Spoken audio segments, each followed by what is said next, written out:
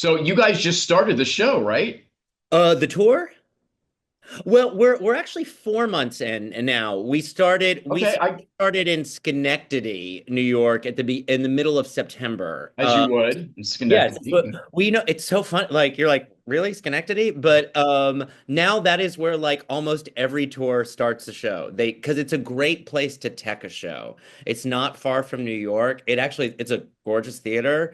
And it's got good space. So it's a great like starting point to get everything together before you start moving to theaters that have more limited space Right. sometimes. I saw the show on Broadway and holy crap, I loved every second of it. It was Awesome.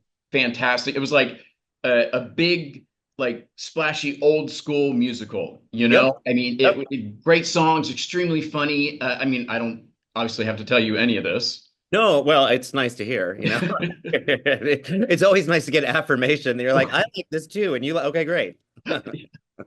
So I'm just kind of curious. Had you seen the show just like randomly before you even like thought about the role? Yes. I went and saw it. I had been on tour prior, like when the show first opened on Broadway. I've worked with the director choreographer Casey Nicholaw several times over many years, and several of my friends were in the show, so I was very excited about it. And it was like, it's one of the first shows back after COVID, and it's like, oh, please bring Broadway back. And they're like, not only are they bringing Broadway back, they're bringing like old school big number tap dancing Broadway with this like 21st century sensibility in terms of culture, which I think is fabulous.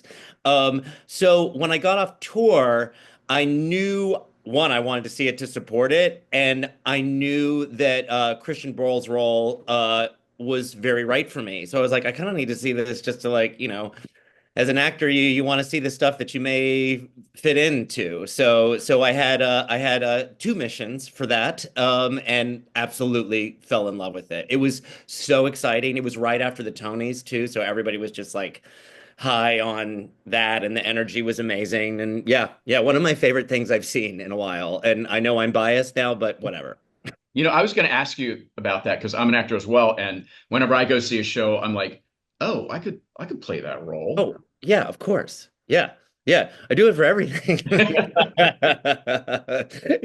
Because I mean, I'm no spring chicken. I've been doing this for 27 years, and to keep going, it takes a certain amount of crazy and grit, and constantly like looking forward, in one way. So I still somehow, I don't know if you feel this way, but I actually really do think I still can enjoy a piece, when I go see it. Like, I really can, like, sort of sit back and watch it all. And that's what I did with that show. And then at the same time, I'm going, like, oh, yeah, that's good for you. Okay, that's good for you. Yeah. Yeah, and stalk your competition and Oh, yeah. do Oh, a yeah. Nancy Kerrigan if anything. Always. Yeah. Yeah. So from the time you saw the show to like finding out like the tour was coming up, how did the role like sort of get to you? I was very lucky. Because again, having worked with not only Casey but other people on the team, my agent, put a big interest in for this role for me for the tour, and they fast tracked me to the last day of auditions. I was actually on the road with MJ the musical Hmm. during this time, and we were in Costa Mesa, I Were think. you here Where in San Diego? yes. Okay, then I saw that. Yeah. I was the one middle-aged white guy. I was the lawyer. I was his You were business. the guy. Um, uh, but so then I just flew out for one audition, did all the material they asked, and they asked me to stay and read with a potential opposite for me, the Jerry Daphne role. And then a couple days later, I got called and got the part. Like it was pretty fabulous because I mean I've had to do like 8 auditions for something, and this was a very nice moment of when you feel you're right for it, and then they feel like, yeah, we think you're right for it, and then you can deliver on that day. It's like, okay, so I guess you really don't need to do more than one, and that's, that's the, Now, I think when it comes here, it's going to be like you get an even bigger reaction because a lot of it is set actually in San Diego at the Dell. I know I'm like I'm chomping at the bit to get there for this because I mean, I'm just assuming we're going to get huge reactions this once we get to San Diego and the Hotel Coronado. So Right, right. Have you ever been to the Dell? I have not, but I will definitely be going there. I think we've got actually some press planned for it too. Why not? Yeah. Yeah, yeah. It's a beautiful hotel. It's great. Yeah, I mean, I can't wait to see it. I'm like, yeah, I mean, it like Chicago. We played Chicago already, which is where the show starts. That's where we're from, and then Mhm. I'm like, now we got to complete the circle. We got to complete it by playing San Diego. Right, right, right. Um, so like, what were the like rehearsals like? I mean, I guess what I've never done a tour, so like, you're working with the original director, right? Yes, I mean, it's not always the case. We were very lucky with this production to have Casey in for the majority of the process. In the beginning, we had 4 weeks of rehearsal in a studio in New York. And in like primarily that first week was about just really getting a ton of material out there, all the choreography, the vocal, because it's so much, and for a while we were all like felt like we were just getting hammered. It's like, oh yeah, is it like, can we like sit with this one for one moment? But it actually made a lot of sense to really overload it on the top to get all the information out, because then we actually made a couple of changes to the show, nothing huge, but just like a couple lines, a couple jokes they want to do, a couple of musical switches that they want to do. They wanted to improve on it slightly. So that was really great to be in the room with them. Mark Shaman and Scott Whitman are composers and lyricists, the legends that they are. Mhm. They were there all the time. And it was just it really was a very fun experience. I mean, like, of course it's stressful because you're working hard and you're tired and, you always want to get it right. But that was really cool that we got to feel like we were setting up our own company that way. And then by the last week of rehearsal, which again is why I thought the overloading at the top was really smart, is we just ran the show. We ran the show more than I've ever run a show in my life in a studio. But it makes so much sense with this one because it is so intense. It is such a marathon for everybody, um, that you got to build up your stamina. And they knew. And then once we get into tech, you lose that for about a week Yeah. because you got to just go section by section. So it was really a great process. Like the when you're like the first day or so of rehearsal, like with all those creatives like Casey Nicholaw and the songwriters, are you like nervous? Like when you first open your mouth to sing, you're like, God, they're looking at me. Like, what if I don't want to screw this up? Dude, yes, but well, what's really nice personally for me at this moment is I again felt like I know this, I've got this, and I know these people, and I know that they support me. Like that's the thing. It's so tricky always as an actor. We always get so in our head about, oh my God, are they gonna like me? And they're like, and even in auditions, they always want you to work. They're always rooting for you. And with this, I was really able to just sit in that feeling and go, just try stuff. Just do it. And that was so freeing and so fun. Now, I definitely know I definitely know that others who are newer to the business, who are on this, it's a different kind of feeling because you are, you're inevitably when you step into this business fighting to be seen, fighting to prove yourself, fighting to, and everyone's getting to know you. So it's a different kind of energy that way. But this was a really like a very grateful energy for me for this experience to be What able is, to feel comfortable. what's your quickest change? Oh God, let's see.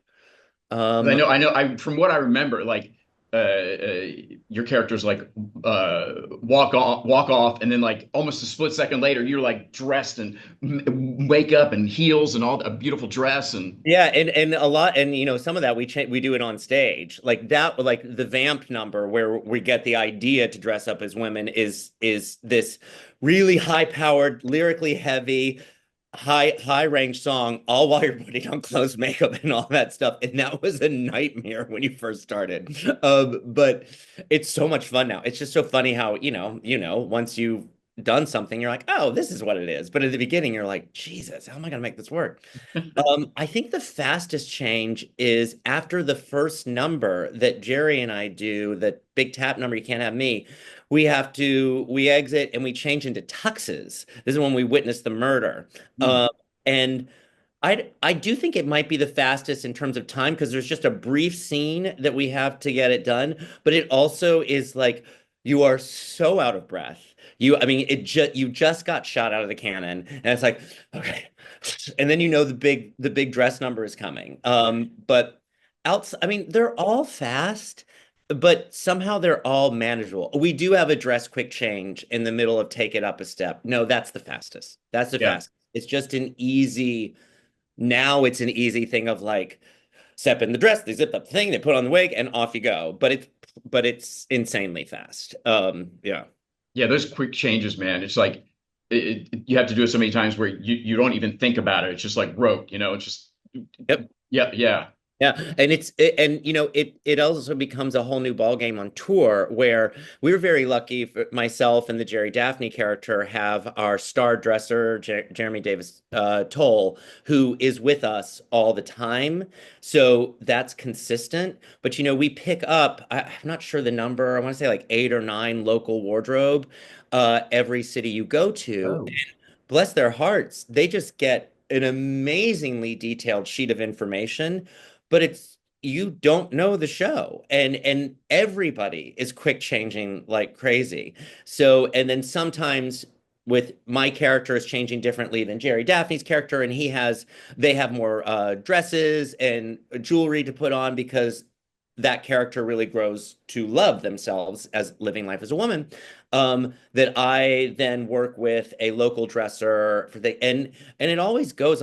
It's like it's a miracle. You're like, how does this actually go off okay? Because when you think about it, it's incredibly stressful for everybody. That it's like you just starting the show and here's hoping everybody can get you out there. right. They have literally no idea how the show goes.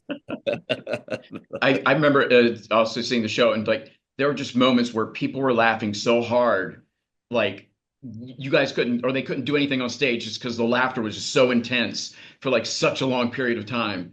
Those were the moments that were just like this show is the greatest. The best drug ever. I Yeah. think, honestly. I mean, like, it's just it never gets old, and then of course you get spoiled because Mm, you have those, and then you go to a city and you don't have that, and you're like, well, what did I do? right. Like What's going I on? suck. Yeah. I'm quitting the business. Right, exactly. Yeah. So I don't want to keep you on for too long. I just have a couple more questions. Uh, you mentioned yourself that you've been on working for 27 years at this. Yes. Yes. So like I have a bunch of friends who've been in and then they're out and they're, doing something else now. How have you sort of kept the ball rolling? I I was incredibly lucky to have amazing mentors where I mean I grew up in Mobile, Alabama, which is not think any kind of arts mecca, but there are these people who have just were sensational. They really grounded me, trained me, kept me and really helped me realize that if I wanted to do this, again, it was a marathon, not a sprint. And that I also I have this obsessive I need to be the best triple threat I can be personality.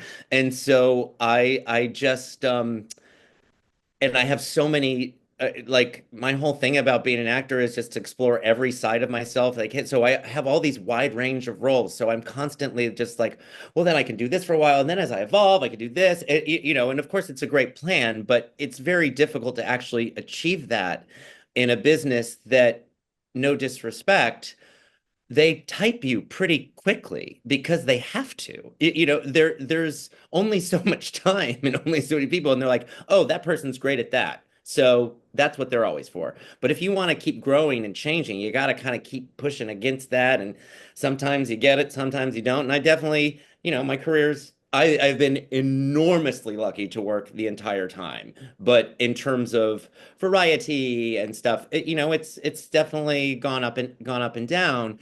And I don't know. I don't think there's anything else I wanted. do. It's like the greatest gift ever to get Mhm. to do this, in spite of how difficult it can be. So I just have this I'm never giving up because I don't know what else I do mentality. Mhm. Um, I do also teach, and I did take 2 years off to teach as a full-time professor at the North Carolina School of the Oh Arts. wow, okay. And that was in 2014 to 2016. And that was at a time where literally I was changing age from being like younger guy to like middle-aged guy. And in a lot of ways, I think it helped one to have a slight break from the performing and redevelop a real deep sense of gratitude for the work I've done and the work I still want to do. And I had so many moments when I thought of like, why don't I just practice what I preach to these people? It's like I don't know. It's such, we really, I believe firmly have to pass this gift on. And so that actually gave me a real re-spark to like hit it again and just and not let all the things that I would let get in my head before when I was younger about, oh, will they like me? Am I right? Or blah blah. To just be like, you know what? I I think I deserve to be here and I won't be everybody's cup of tea, but damn it, I'm just gonna give it my all. And I don't know, I think that's helped me because I feel in a lot of ways, I feel like I'm in the best place in my being that I've ever been. And I do have the best role I've ever had, unquestionably. So it's really nice. Yeah. Finally, my last question that I'd love to ask everybody. What's been your worst audition ever? Oh God, Hamilton. Hamilton. I like how you just, oh, easy. Yeah. Yes, because it was for the workshop. Um, I was I knew I was doing the Book of Mormon on Broadway, and I knew I was actually leaving the Book of Mormon after about 18 months to start this teaching position. And I was a little tired, and I got this audition. I mean, and I like who knew it was going to be what it was, but I did know the people involved, and it was for the public theater, and I was like, "Oh, this is great." And at the time, it was for the king, but it was like the king was an ensemble member, like it was going to be like a featured moment for just a dancing ensemble member or something.